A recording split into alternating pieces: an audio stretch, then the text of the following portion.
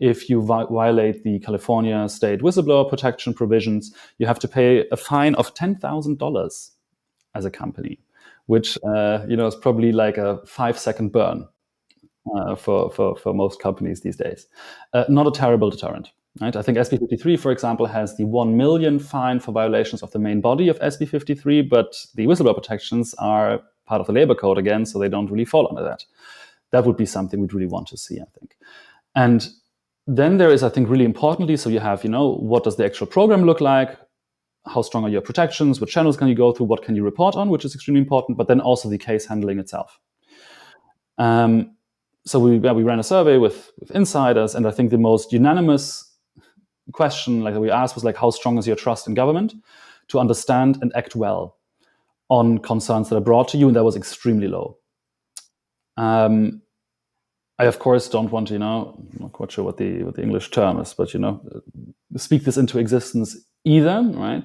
There is plenty of evidence also for regulators also in new fields being able to handle cases. But I think there's some legit concern around here if, I don't know, we are seeing a threshold being potentially crossed in, let's say, an internal eval. And there's just disagreement internally. Does this now fall? Is there maybe there isn't really a clear regulation yet, right? Which is the big issue in the space around what is acceptable and what is not. Can you go to a regulator with this and say, this seems really bad to me, and they will actually help you understand whether that is actually bad or whether it's not. And ideally also having that knowledge gathered somewhere. So there is a case we made for having plenty of different channels that insiders can go to, just so you can pick and choose and feel this is kind of going more in the direction of what I want, this is not.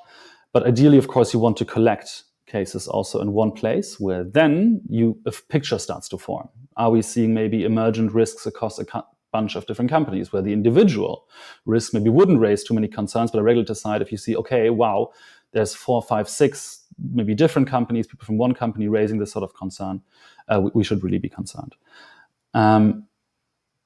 That's what in the regulator side, I think that's what we want to see. Maybe a bit more context on the national security side, because the moment you work with classified information on DoD contracts, for example, things all get a lot messier.